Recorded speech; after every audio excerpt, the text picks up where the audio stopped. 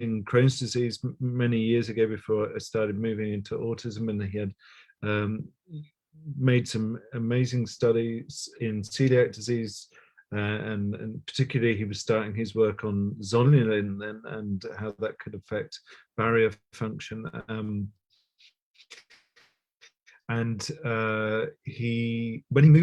When I heard he was moving into autism research, I was really excited, because this is someone who is, like I say, a world-renowned scientist and very well established. So it helped to have some of his caliber in doing the work with autism. So that was fantastic. And on a different note, he is a fantastic singer. Not that we will get a chance to hear that, but I have had the privilege of hearing him. All right, thank you, Dr. Fasano. Thank you, Paul. No singing today. Thank you so much. Very kind introduction. Let me start to make a quick remark. I've witnessed in this past day and a half phenomenal science. And this was only made possible thanks to the support of the Brain Foundation and the donors that generously been, donating to allow all of us to really create this syndicate of, high risk, high reward, line of science that otherwise would not have seen the light of the prime time that we heard during this day and a half. So thank you again, Brain Foundation. Thank you, the donors, past, present, and futures, that will allow us to do this kind of science. Thank you. Thank you, Pramila, to make us, recipient on this, projects. Today, we will talk about a theme that I heard, recurrency, this triangulation between the gut, mucosal biology and immunology, and therefore antigen trafficking, the microbiome and immune system that affects this communication, bidirectional communication between the gut and the brain. And who's going to deliver our project is a very promising colleague of mine that I believe has all the rights to, eventually make the presentation of our project, that Dr. Marcy Kingsbury. She's an assistant professor of pediatric Harvard Medical School. She's also an assistant investigator at Lurie Center for Autism at Mass.General Hospital, and also one of our most brilliant principal investigator in Mucosal Immunology and Biology Research Center at Massachusetts General Hospital. Her line of research has been focused on the hormone oxytocin at birth and development nervous GI system, and she's also very much interested in genetic environmental risk factors of autism. In fact, how this will affect offspring in terms of gut and brain development. And lately, thanks to this project, the Brain Foundation, she's moving toward this gut-brain axis and the interaction between the microbiome and neurodevelopment. I have to say this is complementary to a much bigger project that we have. This is called GEMMA.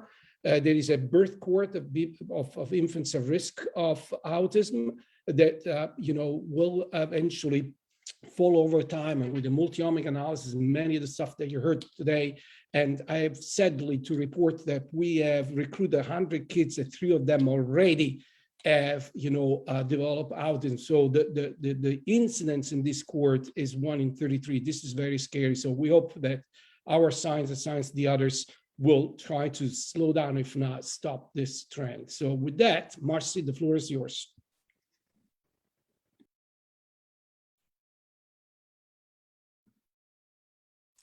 Thank you very much, Dr. Fasano. Can everyone see my screen? Yes. Okay. I also want to thank the organizers for the opportunity to speak on behalf of Dr. Fasano and our work today. I'm going to be talking about our two-pronged approach using a humanized mouse model and human gut organoids to exploit and interrogate the zonulin pathway for personalized treatment of autism spectrum disorder. I don't have any disclosures related to this work, but I do again want to acknowledge the Brain Foundation and the O'Sullivan Foundation for their generous support of the experiments that I'll propose and present to you today. So as we all well know, ASD has core symptoms that include impaired social behavior, impaired language and social communication, restrictive repetitive behavior, as well as increased anxiety and sensory deficits and sensitivities. I also want to mention that there are comorbid diagnoses with other disorders that are seen in individuals with ASD that are relevant to some of the research I'll present today. So that individuals with ASD, approximately 30% of them are also diagnosed with social anxiety disorder and attention deficit hyperactivity disorder. And as we've all heard in this symposium over the weekend, autism is increasingly recognized and has been recognized more and more as a whole body disorder with comorbid symptoms. And the ones that I'll be focusing on today are GI symptoms, which often lead to or associated with dietary and feeding issues, as well as immune dysfunctions, and has already been nicely iterated. These GI symptoms can include constipation, diarrhea, gastric reflux, abdominal pain, and visceral hypersensitivity. And they are associated with these symptoms in ASD individuals of irritability, social withdrawal, stereopathy, hyperactivity, and language regression. And as you've also heard, the severity of the GI symptoms can, in some individuals, correlate positively with the severity of the core behavioral deficits. So that led us to, again, further address whether there's a role for gut dysfunction in the gut microbiota in ASD. And I think in listening to the talks, this is not necessarily a question anymore, but GI symptoms and altered microbiota are observed in anywhere from 25 to 70% of children with ASD. In a small open label clinical trial, microbial transfer therapy was shown to improve both the GI symptoms and the ASD core behavioral symptoms in children with ASD with severe GI dysfunction when looked at 8 weeks post-treatment, and remarkably, the benefits persisted at the 2-year follow-up in these children. In addition, targeted microbial therapy has been shown to improve specific social behavior deficits in a variety of mouse models of ASD, and shown here in this paper by Segreti et al., they looked at both genetic, environmental, and idiopathic mouse models of ASD. So what is the mechanism by which gut microbes or dysbiosis may contribute to core behavioral symptoms of ASD? And we would like to hypothesize that a leaky intestinal barrier allows the passage of pathogenic microbes, antigens, and food particles into the bloodstream, triggering inflammatory processes, immune activation or dysfunction, and altered social behavior. So when we look, we can find studies that have reported that individuals with ASD are characterized by increased intestinal permeability. And one mechanism that we're drilling down on for the increased intestinal permeability is the presence of the haptoglobin 2 allele, or the HP2 allele. And this is an allele that's linked to zonulin production, as zonulin has been identified as the precursor protein of HP2, or the proprotein. And while human haptoglobin exists as 2 common alleles, HPA1 and HP2, generating 3 genotypes, the presence of the zonulin gene is more often encountered in chronic inflammatory diseases. And when we look at individuals with autism, this haptoglobin genotype analysis revealed a trend for overrepresentation of the HP2 allele in individuals with ASD compared to healthy controls, and an overrepresentation of the HP2 genotype and an underrepresentation of the HP11 genotype in ASD patients, specifically with GI symptoms. So zonulin is the only human protein to date that has been shown to regulate intestinal permeability by modifying epithelial tight junctions. And zonulin causes tight junction disassembly through proteinase activating receptor 2 transactivation of epidermal growth factor receptor. And this cytoskeletal rearrangement and subsequent disassembly of the tight junctions is caused by zonulin occludins 1 and occludin moving away from the tight junction, creating leaky barriers. Thus, an HP22 genotype may create the greatest vulnerability for leaky barriers due to enhanced zonulin production. And zonulin has been shown to contribute to the pathogenesis of several inflammatory diseases associated with tight junction dysfunction. Shown here in this table are chronic inflammatory diseases associated with zonulin. I highlight in here the blue that are common inflammatory diseases of the bowel. In red are common neuropsychiatric and neurodevelopmental disorders associated with some form of zonulin involvement, and autism is highlighted here.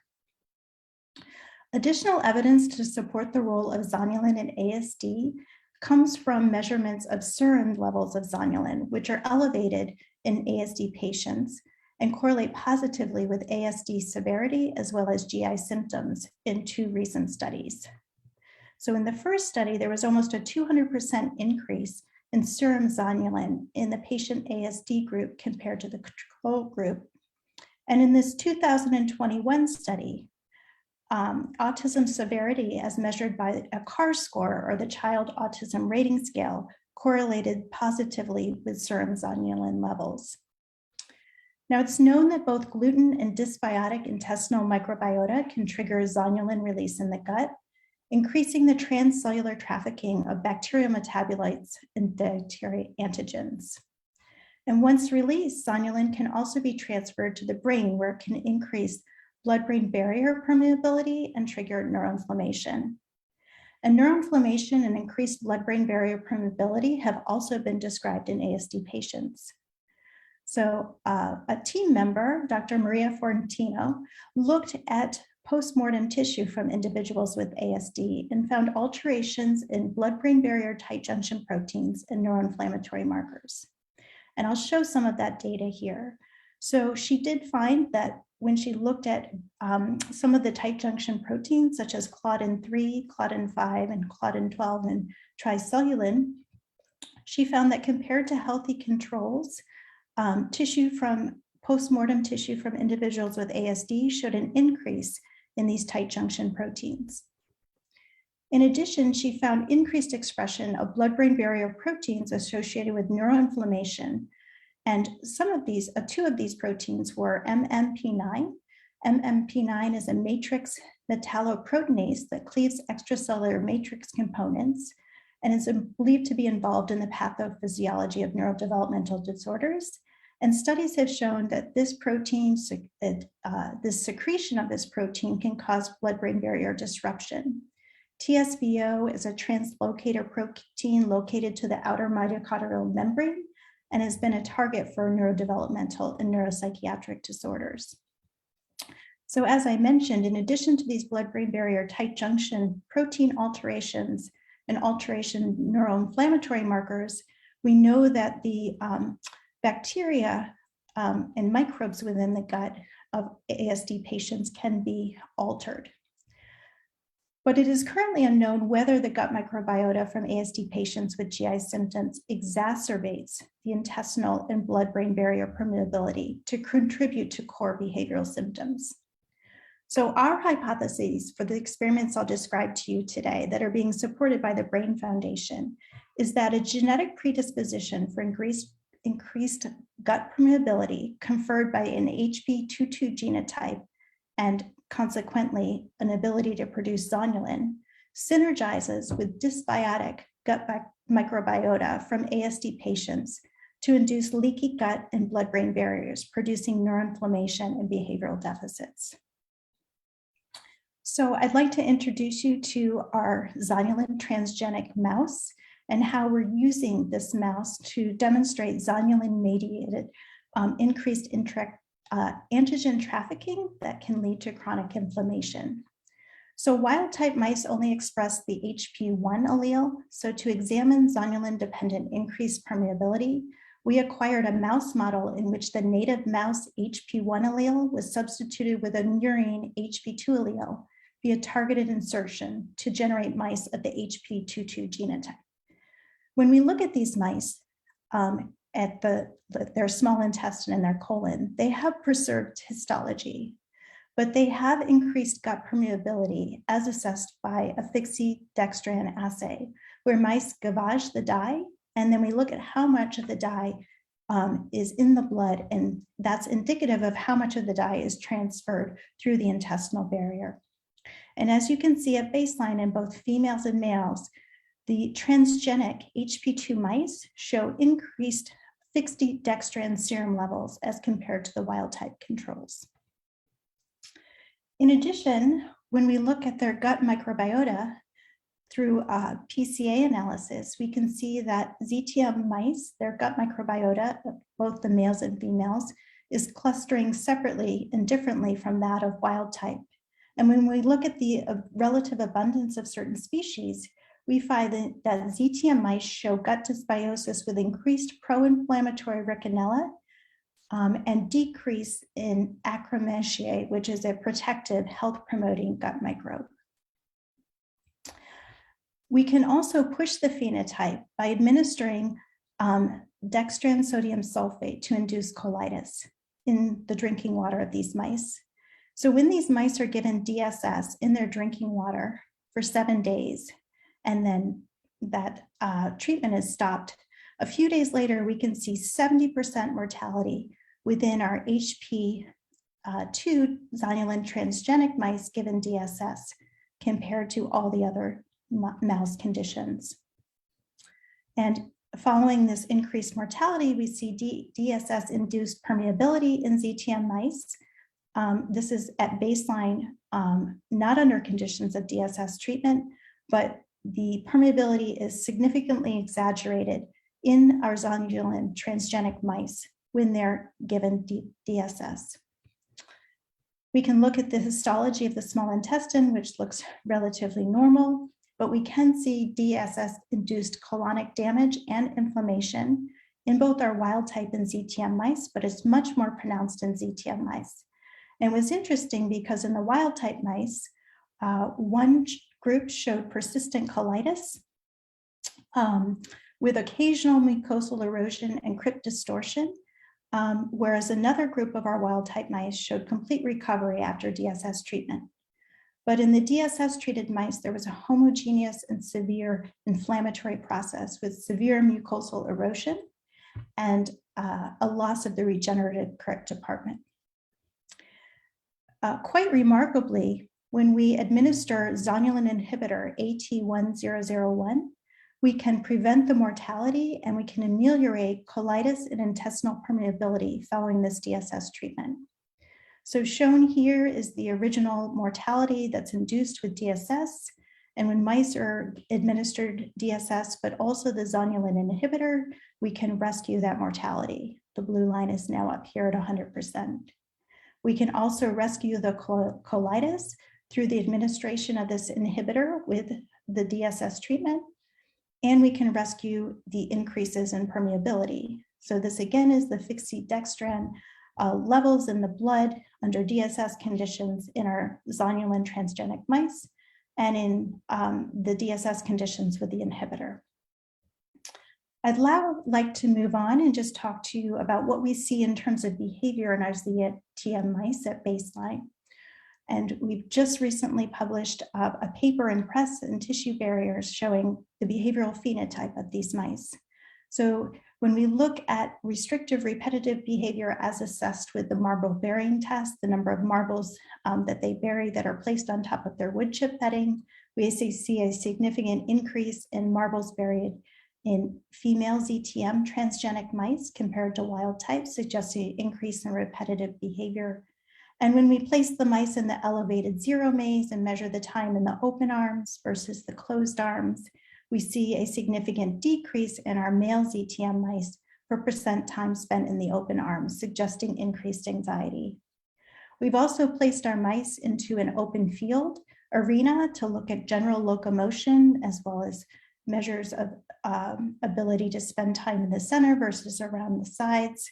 And while we see an increase in the time in the center in males, when we look at the traces for males and females, we think this time in the center is just due to an increase in locomotor activity. And it seems that the traces are much more enhanced and pronounced in both males and females than that's shown by non-significant increases in distance travel. So it seems that these mice are hyperactive, and these are all under baseline conditions. Alba, within the lab, together with Maria, went on to look at the expression of blood-brain barrier tight junctions, and they found that in both male and female ZTM mice, compared to control mice, you find an alteration in the expression of tight junction proteins in males and females, occludin, VE cadherin, as well as in females, claudin 1, 3, and 5. And then in males specifically, they found an increase in two pro-inflammatory markers, IL-1 beta and CD11b. And I wanted to just mention that they focused in on claudin 5 protein expression in ZTM mice.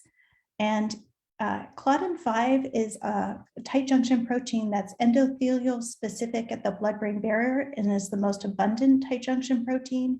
And here they found a significant increase specifically in ZTM transgenic male mice. And when Maria looked in the postmortem ASD tissue, she also found a similar increase in claudin 5 as compared to healthy controls within the cortex. So to summarize, before I move on to the experiments that we're directly working on, the ZTM mice are characterized by increased intestinal permeability and altered expression of gut and blood-brain barrier tight junctions, and increased expression of some neuroinflammatory markers and increased anxiety-like and repetitive behavior.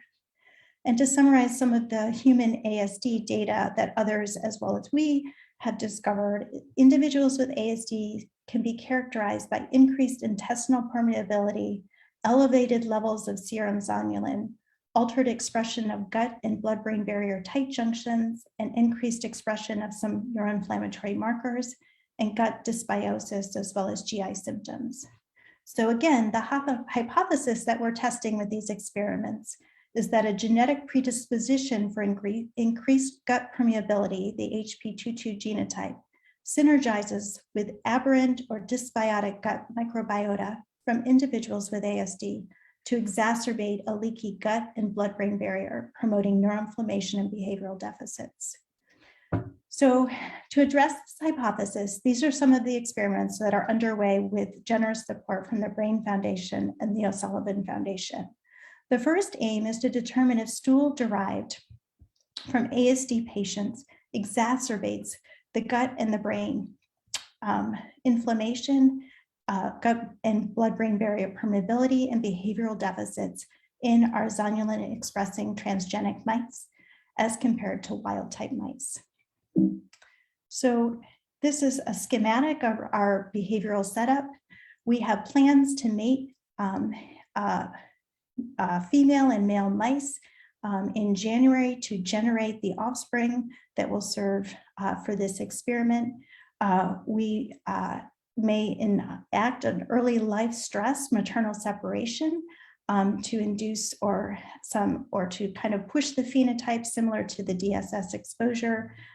We will then perform antibiotic treatment to deplete the gut microbes in our zonulin transgenic and wild type mice, followed by fecal microbial transfer of stool collected from children with ASD with GI dysfunction and neurotypically developing controls. And so what this transfer looks like is that mice offspring of each genotype, HP11 and HP22, will receive exposure to both neurotypical pooled stool and ASD pooled stool. And as I said, we've been actively collecting stool and we're still in the process of doing that. Following the transfer, we will perform permeability assays, behavioral assays, and tissue assays of the brain, the gut, the stools, and the blood.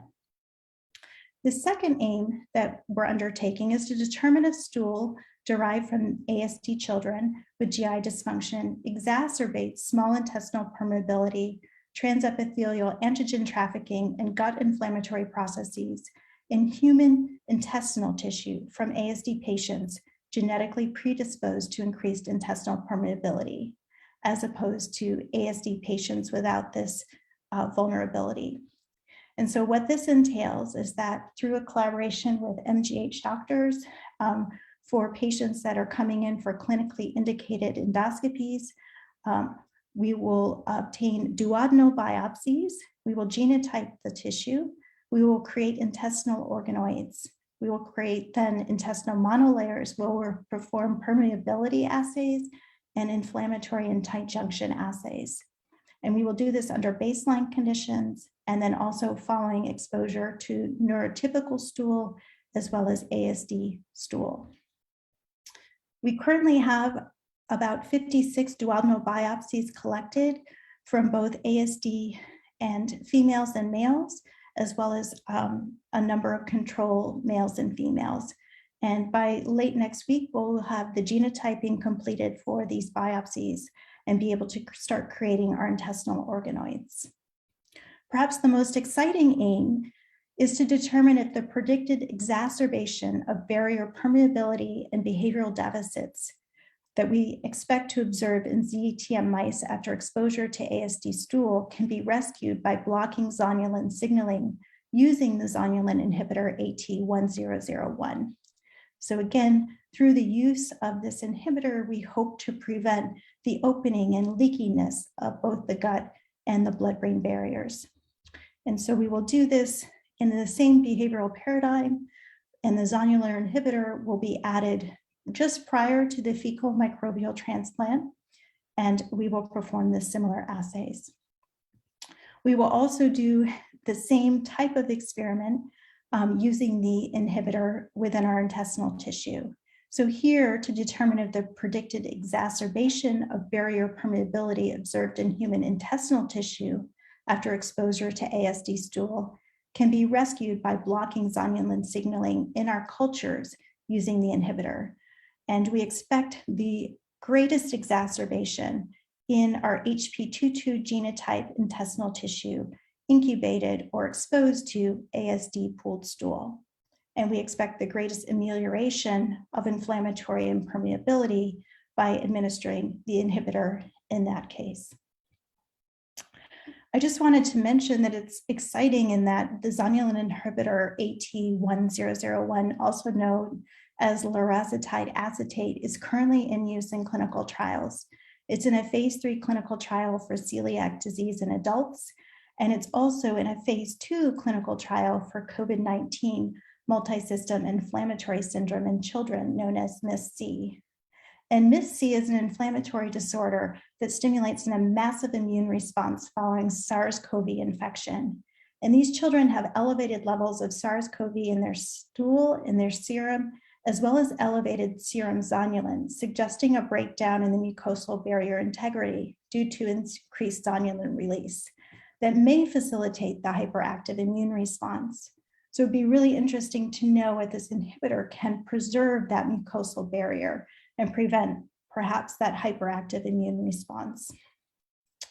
The proposed impact of our experiments, these are what we hope we will achieve, is that to define the role of zonulin in gut blood-brain barrier permeability in mediating the effects of the microbiota on the development and progression of core ASD symptoms.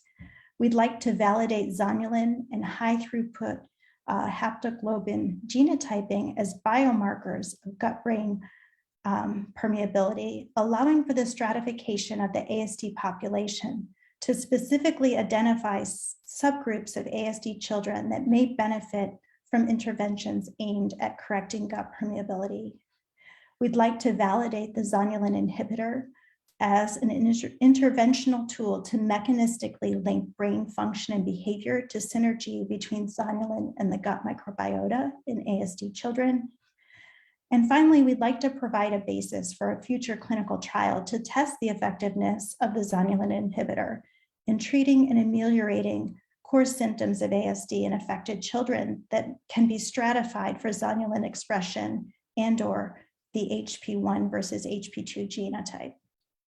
So lastly, but not least, I'd like to thank the leader of our team, Dr. Alessio Fasano, as well as past members that have been instrumental in generating the data in our ZTM mice, Dr. Craig Sturgeon, Maria Florentino, and Alba Miranda Ribera.